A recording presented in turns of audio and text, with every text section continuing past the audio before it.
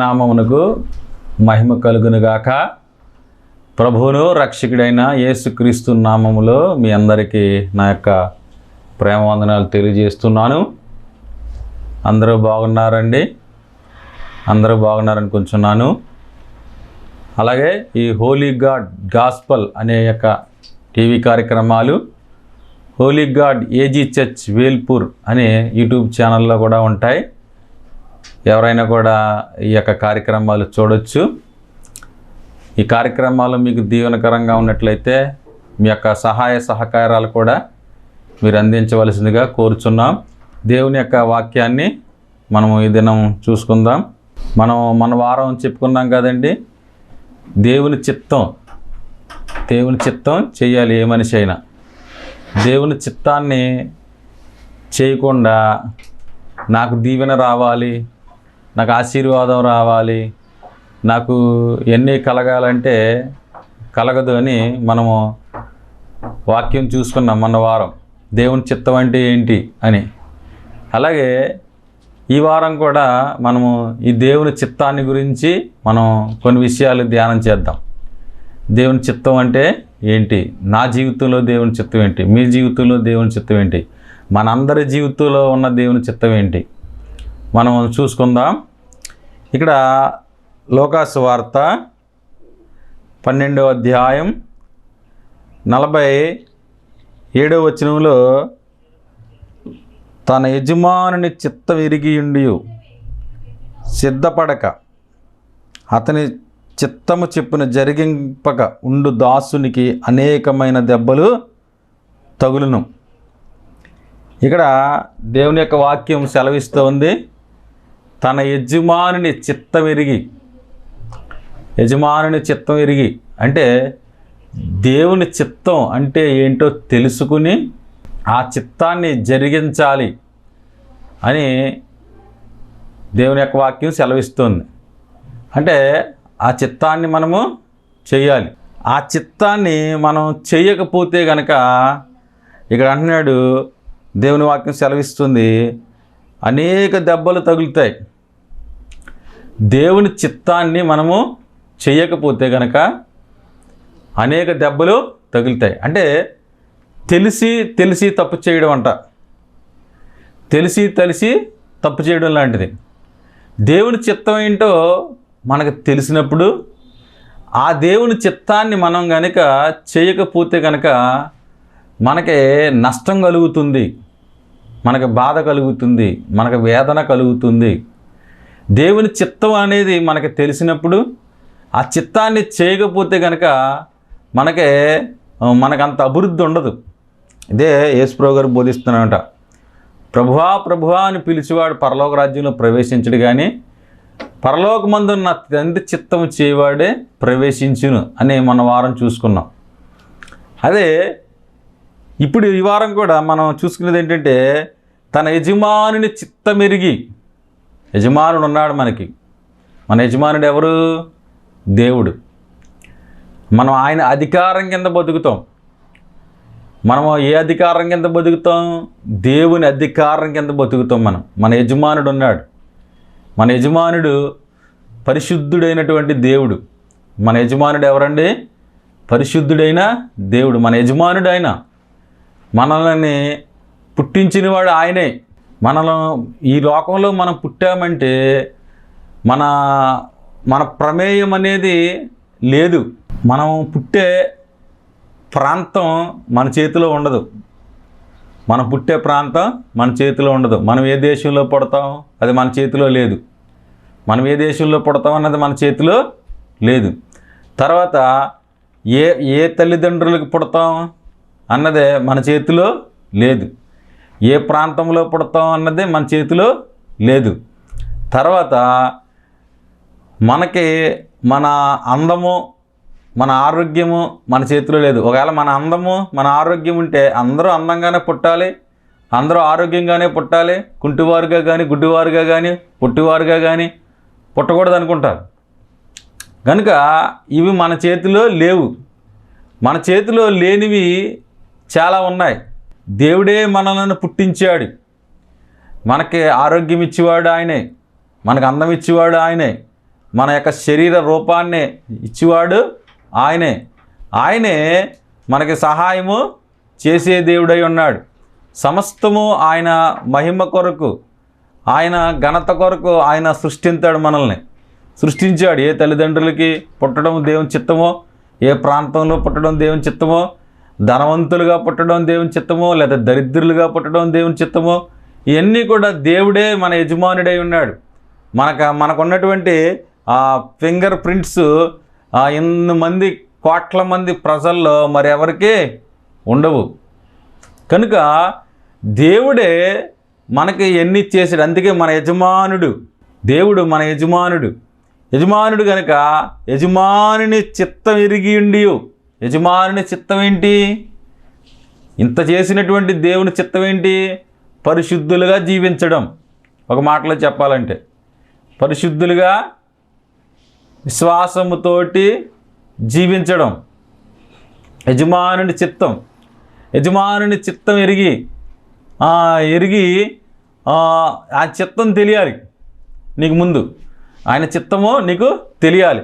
ఆయన చిత్తం తెలియాలంటే నువ్వు దేవుని వాక్యాన్ని చదవాలి, లేకపోతే దేవుని వాక్యాన్ని వినాలి. నువ్వు ఎప్పుడైతే దేవుని యొక్క ఆ ఉద్దేశాలు, ఇప్పుడు చూడండి, ఒక వ్యక్తి గురించి తెలియాలంటే ఆ వ్యక్తిని గురించిన పుస్తకాలు చదవాలి. ఇప్పుడు ఎవరి చరిత్ర మనకు తెలియాలనుకోండి, వారి గురించి పుస్తకాలు ఉంటాయి కదా, అవి మనకు చదవాలి. అప్పుడు చదివినప్పుడు వారికి ఆ వ్యక్తిని గురించినటువంటి పరిచయము, ఆ వ్యక్తిని గురించినటువంటి ఉద్దేశము, ఆ వ్యక్తి గురించిన గొప్పతనం మనకే తెలుస్తుంది. ఏ వ్యక్తి గురించి మనం తెలుసుకోవాలన్నాం, ఆ వ్యక్తి గురించినటువంటి పుస్తకాలు, లేకపోతే ఆ వ్యక్తి గురించి వినడం, ఆ వ్యక్తిని గురించినటువంటి గొప్పతనాలు వినడం, ఇవి మనకు తెలియాలి. అప్పుడే ఆ వ్యక్తి గురించి మనకు తెలుస్తుంది. కనుక నీకు దేవుని చిత్తం, మన యజమానుని చిత్తం ఏంటో తెలియాలంటే నువ్వు పరిశుద్ధ గ్రంథమైన బైబిల్ని చదవాలి. నువ్వు చదివితే అప్పుడు దేవుని చిత్తం ఏంటి, యజమానుని చిత్తం ఏంటి అన్నది నీకు అర్థమవుతుంది. ఒకవేళ నీ పరిశుద్ధ గ్రంథాన్ని చదవకపోతే కనుక నీకు దేవుని చిత్తం అర్థం కాదు. విన్నా కూడా, ఇప్పుడు చదువు లేని వారంటే వింటారు, చదువు వచ్చిన వారు ఖచ్చితంగా దేవుని చిత్తాన్ని, దేవుని వాక్యాన్ని చదవాలి. చదువు లేనటువంటి వారైతే వారు వింటారు, ఆ టీవీల్లోనూ వచ్చే వాక్యాన్ని వారు వింటారు. అయితే దేవుని చిత్తాన్ని మనం ఎప్పుడైతే తెలుసుకుంటామో అప్పుడు ఆ చిత్తాన్ని మనం చెయ్యాలి. కాబట్టి ముందు మనం తెలుసుకోవాలి, ఆ చిత్తాన్ని మనము చెయ్యాలి. చేసినప్పుడు మనకు దీవెన. ఇప్పుడు చూడండి, మనకి ఏదైనా అనారోగ్యంగా ఉందనుకో, ముందు డాక్టర్ దగ్గరికి వెళ్ళాలి. డాక్టర్ గారికి ఇచ్చినటువంటి రాసిచ్చిన మెడిసిన్ అనేది మనం తీసుకోవాలి. డాక్టర్ గారి దగ్గరికి వెళ్ళి ఆయన ఇచ్చిన మెడిసిన్ అనేది మనం వాడకపోతే కనుక దానివల్ల ఏమి ప్రయోజనం లేదు. ముందు డాక్టర్ గారి దగ్గరికి వెళ్ళాలి, ఆ డాక్టర్ గారు ఇచ్చిన మెడిసిన్ తీసుకోవాలి. అప్పుడు వ్యాధి మనకే తగ్గుతుంది. అలాగే దేవుని దగ్గరికి, దేవుని వాక్యాన్ని చదవాలి, ఆ చదివిన దాన్ని పాటించాలి. ఇక్కడ అదే చెప్తున్నాడు, తన యజమానుని చిత్తం ఎరిగి, చిత్తం అనేది ముందు ఎరగాలి. దేవుని చిత్తం ఏంటి నా జీవితంలో, దేవుని చిత్తం ఏంటి నా జీవితంలో, దేవుని చిత్తం ఏంటి నా యొక్క భవిష్యత్తులో, దేవుని చిత్తం ఏంటి అన్నది ముందు మనము ఎరగాలి. మనం చెప్పుకున్నాం కదండి, దేవుని చిత్తం అనేది ఒక 70% అందరు క్రైస్తవులకు ఒకటే దేవుని చిత్తం. అబద్ధాలు ఆడకూడదు, అందరికీ పరిశుద్ధులుగా జీవించి, అందరికీ విశ్వాసంతో ఉండాలి, అందరికీ ప్రేమ కలిగి ఉండాలి, అందరికీ ఆత్మఫలాలు కలిగి ఉండాలి అందరికీ. అలాగూ దేవుని చిత్తం అనేది 70% వరకు అందరికీ ఒకటే. ఆ దేవుని చిత్తాన్ని, ఆ 70% దేవుని చిత్తాన్ని నువ్వు నెరవేరిస్తే కనుక ఉన్న 30% నీ జీవితంలో ఉన్న 30% దేవుడు బయలుపరుస్తాడు. కానీ నువ్వు ఆ 70% ఉన్నటువంటి దేవుని చిత్తాన్ని నువ్వు చేయకుండా ఉన్న 30% చిత్తాన్ని నేను చేస్తానంటే కరెక్ట్ కాదనమాట. నువ్వు దేవుని చిత్తాన్ని చేసినప్పుడు అప్పుడు నువ్వు పాటలు పాడాలా, నువ్వు వాక్యాన్ని బోధించాలా, పరిచర్య చేయాలా, లేకపోతే దేవుని కొరకు ఉద్యోగం చేయాలా, లేకపోతే ఇంకోటి చేయాలా అన్నది నీ యొక్క అప్పుడు దేవుని చిత్తం బయలుపడుతుంది. అంతేగాని నేను ఈ 70% దేవుని చిత్తం చేయను, 30% దేవుని చిత్తం చేస్తాను, నేను పాటలు పాడతాను, పరిశుద్ధంగా జీవించను, ఈ లోక సంబంధమైనటువంటి నాట్యాలు చేస్తాను కానీ దేవుని సంబంధంగా నేను ఉండను, లేకపోతే దేవుని పని అంతా శుభ్రంగా చేస్తాను కానీ దేవుని మందిని కడుగుతాను, తుడుస్తాను కానీ దేవుని ఆజ్ఞలు పాటించనంటే దాన్ని దేవుడు ఒప్పుకోడు. ఎప్పుడైనా సరే ముందు దేవుని చిత్తాన్ని చేయాలి. దేవుని చిత్తం అనేది బయలుపరచబడింది దేవుని వాక్యంలో. ఆ దేవుని చిత్తాన్ని మనము చేయాలి. అప్పుడు దేవుని చిత్తాన్ని చేసిన తర్వాత మిగిలినది మనము ఉన్న చిత్తం. నీ జీవితంలో ఏంటి ఆయన చిత్తం? నీ జీవితంలో ఏంటి? నువ్వు పాస్టర్గా చేయడమా, లేకపోతే పరిచారకుడిగా ఉండడమా, లేకపోతే ఎవాంజలిస్ట్గా ఉండడమా, లేకపోతే ప్రవక్తగా ఉండడమా, లేకపోతే కాపరిగా ఉండడమా? ఏది నీ ఉద్దేశాన్ని, నీకున్నటువంటి ఆ పిలుపుని దేవుడు సంతృప్తి చేసి 100కి 100% దేవుని కొరకు ఫలించే వారంగా మనము ఉంటామన్నమాట. ఇక్కడ యజమానుని చిత్తమెరిగి సిద్ధపడకపోతే గనక అనేక దెబ్బలు తగులుతాయి. ముందు దేవుని యజమానుడు ఉన్నాడు. ఆ యజమానుడికి ఒక చిత్తం ఉంది. ఆ చిత్తానికి మనం లోబడలేనటువంటి వారు ఎంతోమంది ఉన్నారు ఈ రోజున. లోబడతలేదు దేవుని చిత్తానికే వారు లోబడతలేదు. ఈ లోక సంబంధమైనటువంటి పాపాల్లో జీవిస్తూ దేవుని చిత్తానికి లోబడకుండా జీవిస్తున్న వారు ఎంతోమంది ఉన్నారన్నమాట. భర్తకే భార్య లోబడదు అంటే పిల్లలు తల్లిదండ్రులకి లోబడతలేదు అంటే చాలామంది జీవితాల్లో లోబడని జీవితాన్ని జీవిస్తున్నారు.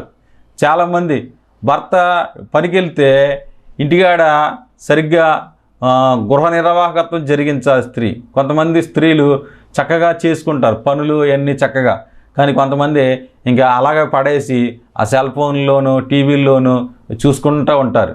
మరి అలా కరెక్ట్ కాదు. భర్త కూడా తన కుటుంబం కొరకు బాధ్యత కలిగి పనిచేయాలి. అన్ని రంగాల్లో ఉంటారు చెడ్డవారు మంచివారు. చాలామంది భర్తలు కూడా ఇంటికాడ భార్యలకి సరిగ్గా ఏ విధమైన కష్టం చేసి ధనాన్ని పట్టుకురారు, సోమరితనంగా ఉంటారు. కాబట్టి వాక్యాన్ని వింటున్న ఎవరైనా సరే లోబడాలి. దేవుణ్ణి బట్టి మనము లోబడాలి. పిల్లలు తల్లిదండ్రులకే లోబడాలి. పిల్లలు చదువుకోవాలి, చక్కగా స్కూల్కి వెళ్ళాలి, చదువుకోవాలి, చక్కని విద్యను అభ్యసించాలి. కానీ వాళ్ళు లోబడకుండా వీళ్ళు సరిగ్గా ఉండకుండా ఉంటే దానివల్ల ఏమీ ప్రయోజనం లేదన్నమాట.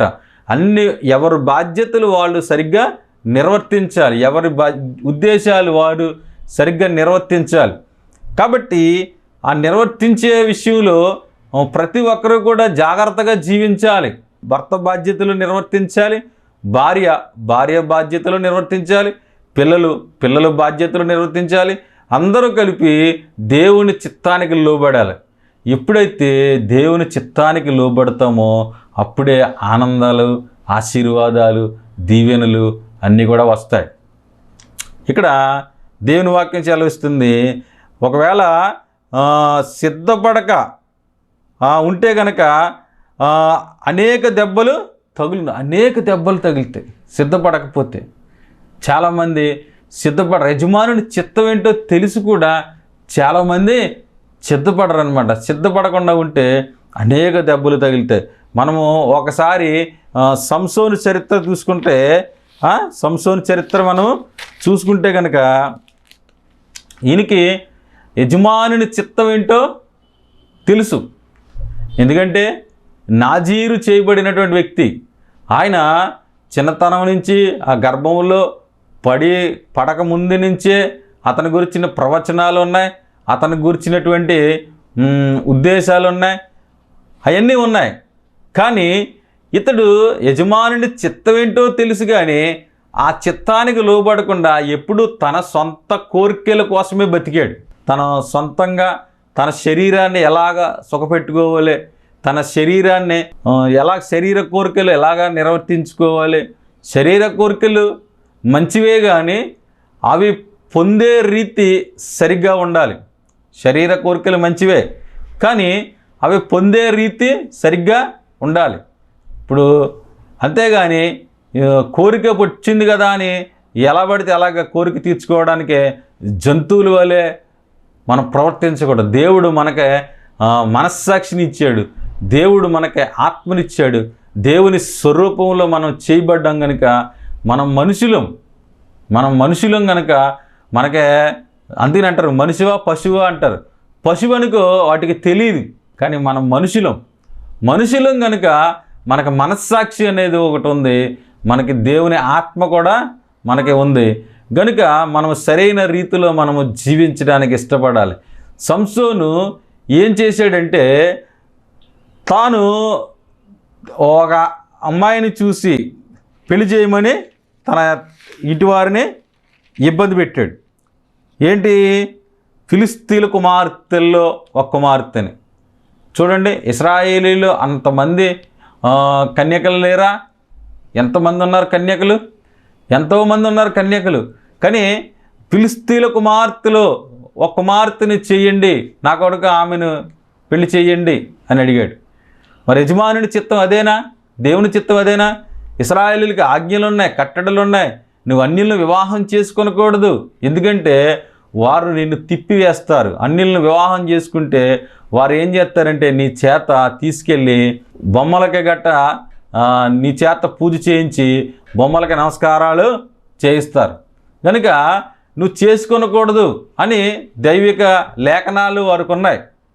నువ్వు అన్యులతో వియ్యం అందకూడదు, నీ కుమారుణ్ణి వారికి ఇవ్వకూడదు, వారి కుమార్తెను నువ్వు తీసుకొనకూడదు అని లేఖనాలు ఉన్నాయి.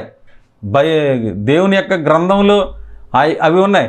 యజమానుని చిత్తం ఉంది, కానీ యజమానుని చిత్తానికే లోబడకుండా ఇతడు ఏం చేశాడంటే ఫిలిస్తీన్ల కుమార్తెల్లో వెళ్ళి ఒక కుమార్తెను పెళ్లి చేసుకున్నాడు.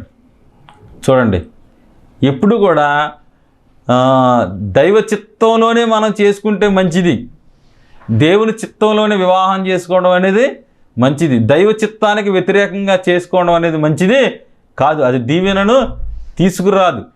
ఆ వివాహం వల్ల సంసోనికి ఏమీ కలిసి వచ్చింది ఏమీ లేదు, కానీ చాలా బాధనే అనుభవించాడు. యజమానుని చిత్తం ఏంటో ఎరిగి ఉండి కూడా చేయలేదు. ఆయన చేయకుండా అతడు ఫిలిస్తీన్ల కుమార్తెల్లో ఒక కుమార్తెని చేసుకున్నాడు. చేసుకుని మళ్ళీ అక్కడ చూడండి, ఆ వివాహంలో అక్కడ ఒక పొడుపు గత వేసి మళ్ళా అక్కడ వాళ్ళ దగ్గర వస్త్రాలు అవి తీసుకునేలాగా అవన్నీ చేసాడు. అయితే మళ్ళీ ఆ పెళ్లి దినములు కూడా అక్కడ ఇంటికాడ జరుగుతున్న దినాలన్నీ కూడా ఆ భార్య ఏడుస్తూనే ఉంది, ఆమె ఏడుస్తూ ఉన్నదనమాట. చూడండి, ఎంత ఏ విధంగానూ సుఖపడినట్టుగా అతడు లేడు, ఆవిడ ఏడుస్తూనే ఉందంట ఆ దినాలన్నీ కూడా. యజమానుని చిత్తం చేసినప్పుడే అది దీవెన ఆశీర్వాదాన్ని తీసుకొస్తుంది. యజమానుని చిత్తం అనేది అది చాలా గొప్పదన్నమాట. తర్వాత అతడు మరలా ఆమెను వదిలిపెట్టేశాడు. ఆమె వేరే వివాహం అయిపోయింది, ఆమె దగ్గరికి వెళ్ళలేదు కనుక ఆమెకు మరలా వివాహం అయిపోయింది. తర్వాత ఇతడు వచ్చి అక్కడ చూస్తే అతనికి మరలా వేరే వ్యక్తితో వివాహం అయిపోయిందని కోపం చేత 300 నక్కలు పట్టుకుని వాటిని దివిటీలు కట్టేసి ఆ ఫిలిస్తీన్ల పొలాల్లోకి వదిలేశాడు. చూడండి, మనం ఒక నక్కను పట్టుకోవడం కష్టం, చాలా కష్టం ఒక నక్కను పట్టుకోవడం. అటువంటిది 300 నక్కలను పట్టుకున్నాడు. అంటే చూడండి ఎంత బలాఢ్యుడు, చాలా బలం కలిగినటువంటి వాడు, చాలా గొప్ప వ్యక్తి. ఎంత బలాఢ్యుడు! ఆయన 1000 మంది మనుషులను చంపేశాడు పచ్చి దవడ ఎముకతోటి. ఎంతమందిని చంపాడండి? 1000 మందిని చంపాడు. అసలు ఎలాగా చంపేసాడంటే చూడండి, ఇలాగ కొడితే ఒక్కొక్కరు చచ్చిపోయి ఉంటారు. అసలు ఆయన 1000 మందిని చంపేశాడు ఆయన. ఇది ఒక సినిమా స్టోరీ కాదు, ఈ సినిమాల్లో కాదు, సినిమాల్లో కూడా ఒక వ్యక్తిని 1000 మందిని చంపడం అనేది హాస్యాస్పదంగా అనిపిస్తుంది తీస్తే. కానీ ఈయన ఏమి పచ్చి దవడ ఎముకతోటి 1000 మందిని ఆయన చంపాడు.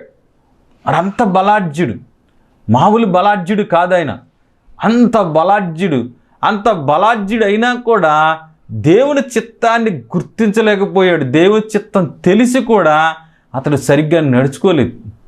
దేవుని చిత్తాన్ని తెలుసు కూడా ఆయన నడుచుకోలేదు. శరీరాన్ని కాపాడుకున్నటే దేవుని చిత్తం, తన ఘటమును ఎట్లు కాపాడుట ఎరిగియుండుటే దేవుని చిత్తం అని తెస్సలోనిక పత్రికలో మనకే దేవుని యొక్క వాక్యము సెలవిస్తోంది. దేవుని చిత్తాన్ని మనం చేయాలి. ఇప్పుడు అలాగ అంత గొప్ప కార్యాలు చేశాడు, అంత ఇలా ఉన్నాడు, కానీ తన శరీరాన్ని ఆయన కాపాడుకోలేక పోయాడనమాట. అక్కడ వేశ్యల దగ్గరికి వెళ్ళినట్టుగా కనపడుతుంది. వేశ్య దగ్గరికి వెళ్ళాడు, మరలా దెలీలా దగ్గరికి వెళ్ళాడు. అంటే చూడండి, ఆయన శరీరాన్ని అంటే యజమానుని చిత్తం ఎరిగిండు, అతడు ఏం చేసాడంటే సిద్ధపడలేదు. యజమానుని చిత్తం ఎరిగిండు, అతడు ఏం చేసి సిద్ధపడలేనందుకు గాను అతడు చాలా భారీ మూల్యము, చాలా వెల చెల్లించవలసిన పరిస్థితి వచ్చింది. మనం లాస్ట్ 16వ అధ్యాయం 20 వచ్చినకి సంసోన్ని కట్టేసింది, ఆవిడ గుండె క్షవరం చేయించేసింది. తర్వాత అతడు సంసోన్ ఫిలిష్తీయులు నీ మీద పడుచున్నారనగా అతడు నిద్ర మేలుకొని ఎప్పటి వల్లే విరజిమ్మేదని అనుకున్నాను. అయితే యెహోవా తనను ఎడబాసిన అతనికే తెలియలేదు. దేవుడు దూరం అయిపోయాడన్న విషయం ఆయనకి తెలియలేదు. చాలాసార్లు మనకి దేవుడు నాకు తోడుగానే ఉన్నాడు, దేవుడు నాకు ఇలాగా అని అనుకుంటారు చాలామంది. కానీ ఇక్కడ అంటున్నాడు యెహోవా ఎడబాసిన అతనికే తెలియలేదు. పాపం దేవుడు వదిలేసాడన్న సంగతి అతనికే తెలియలేదు. ఇది చాలా దారుణమైన విషయం. ప్రియ సహోదరి సహోదరుల, దేవుడు మీతో ఉన్నాడా లేదా దేవుడు మిమ్మల్ని వదిలేశాడా? దేవుడు ఎప్పుడు మనల్ని వదలడు. దేవుడు మనతోనే ఉన్నాడు, ఎప్పుడు కూడా మనకు తోడుగా ఉన్నాడు. కానీ మనం అంతకంతకు పాపాలు చేసుకుంటూ వెళ్ళిపోతే దేవుడు మనకు దూరం అయిపోతాడు. దేవుడు పరిశుద్ధుడు, ప్రేమ కలిగిన దేవుడు, దయ కలిగిన దేవుడు, కృప కలిగిన దేవుడు, దీర్ఘశాంతం కలిగిన దేవుడు. చూసి దేవుడు నువ్వే వెళ్ళిపోతావు. దేవునికి దూరంగా నువ్వే వెళ్ళిపోతావు. దేవునికి నువ్వు ప్రార్థన చేయకుండా, దేవుని వాక్యాన్ని చదవకుండా నువ్వే దేవునికి దూరం అయిపోతావు. దేవుడు ఎప్పుడు నిలిచి ఉంటాడు. తప్పిపోయిన కుమారుడు చూడండి, కుమారుడే వెళ్ళిపోయాడు, తండ్రి నిలిచి ఉన్నాడు, కుమారుడే వెళ్ళిపోయాడు. మరలా తిరిగి కుమారుడే వచ్చాడు.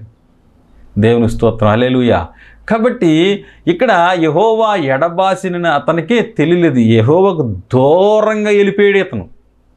సంసోన్ ఎలా వెళ్ళిపోయాడంటే దేవునికి దూరంగా వెళ్ళిపోయాడు అనమాట. దూరంగా వెళ్ళిపోతే చూడండి, మరి ఆత్మ సంబంధమైనటువంటి ఆ విశ్వాస సంబంధమైనటువంటి అది తొలగిపోయింది. ఆ నిబంధన తొలగిపోతే విరజిమ్మేదని అనుకున్నాడంట. తీరబోతే చూస్తే అక్కడ ఏం చేసిందంటే యెహోవా అతన్ని ఎడబాసిన ఫిలిష్తీయులు అతను పట్టుకొని, చూడండి ఇది చదివితే చాలా బాధ, ఎంత బాధ చూడండి. ఫిలిష్తీయులు అతను పట్టుకుని అతని కన్నులు తీసేసారంట. ఎలాంటి వ్యక్తి కన్నులండి? ఎలాంటి వ్యక్తి అయినా 300 నక్కలను పట్టుకున్నాడు, 1000 మందిని చంపిపడేసాడు. గాజా ఆ గుమ్మాలను అతడు ఎత్తుకెళ్ళిపోయాడు. ద్వారబంధాలు, ఇలాంటి గొప్ప బలాఢ్యుడు చివరికి కన్నులు ఓడబిరుకుని చివరికి చూడండి అతడు అతడి కన్నులు ఓడదీసి గాజాకు అతన్ని తీసుకుని వచ్చి ఇత్తడి సంఖ్యల చేత అతను బంధించి అతడు బందీ గృహములో తిరగలి విసిరివాడు ఆయన. చూడండి అసలు ఎలాంటి బలాఢ్యుడండి, ఎలాంటి గొప్ప బలం కలిగినటువంటి వాడు. ఎలాంటి బలాఢ్యుడు చివరికి ఎలా అయిపోయాడంటే కన్నులు ఊరబిరికిని సంఖ్యలతో బంధింపబడి తిరగలి విసిరివాడు అయ్యాడంట.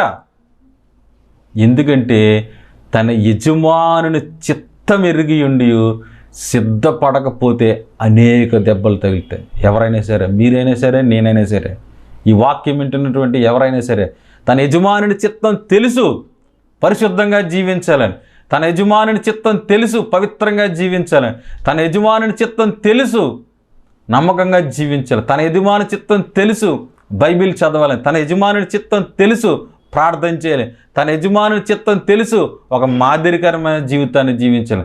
తన యజమానుని చిత్తం ఎరిగి కూడా సరిగ్గా జీవించకపోతే చూడండి సంసోనికి ఎలాంటి గతి పట్టిందో. ఎంత బలాఢ్యుడు, అంత బలాఢ్యుడు, 1000 మందిని ఒంటి చేతితో చంపినటువంటి బలాఢ్యుడు చివరికి బందీ గృహంలో తిరగల విసిరివాడు ఆయన. తిరగల విసిరివాడు అయిపోయాడండి. ఎంత బాధ!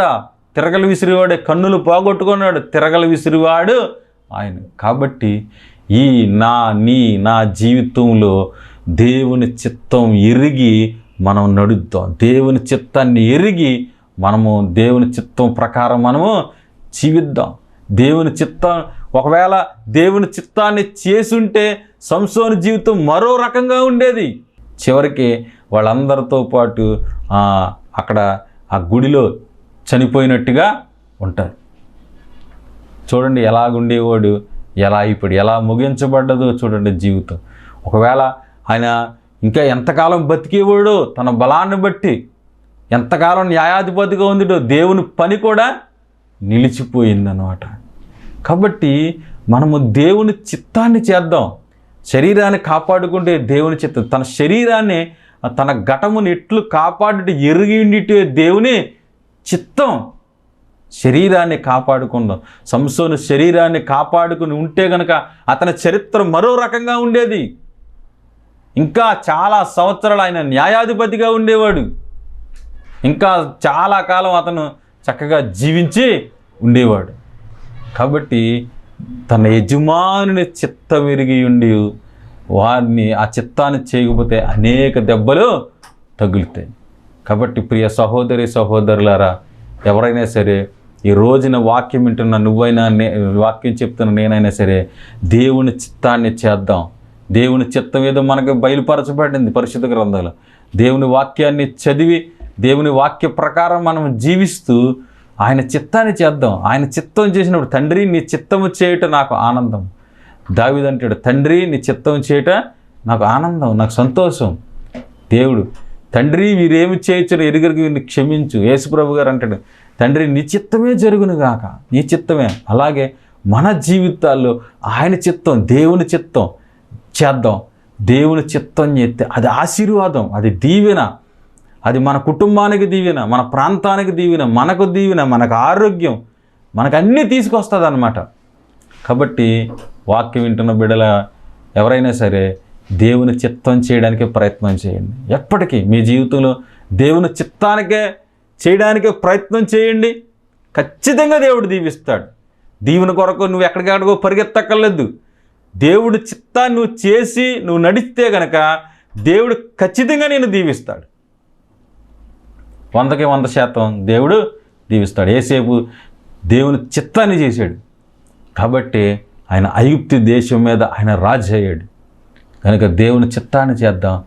దేవుని యొక్క దీవెనలు మనం పొందుకుందాం. దేవుడి మాటలు దీవించునుగాక. ఆమేన్. చిన్న ప్రార్థన చేద్దాం. పరిశుద్ధుడైన మా తండ్రి, కృప కలిగిన దేవా, స్తోత్రాలు. తన యజమానుని చిత్తం ఎరిగి ఉండి కూడా సిద్ధపడకపోతే అనేక దెబ్బలు. ప్రభువా నాయన, నీ చిత్తం ఏదో తెలుసుకుని మేము నమ్మకంగా మా జీవితంలో బ్రతకడానికి సహాయం, వాక్యం వింటున్న బిడ్డలను దీవించి వారు కూడా నీ చిత్తాన్ని చేయడానికి సహాయం తెచ్చి వారిని కూడా దీవించమని, ఈ కార్యక్రమాల్లో దీవెనకరంగా ఉండడానికి కృప చూపించమని ప్రభువును రక్షకుడు నజరేయుడైన యేసుక్రీస్తు నామమున ప్రార్థన చేస్తున్నాం పరమ తండ్రి. ఆమేన్. అందరికీ వందనాలండి.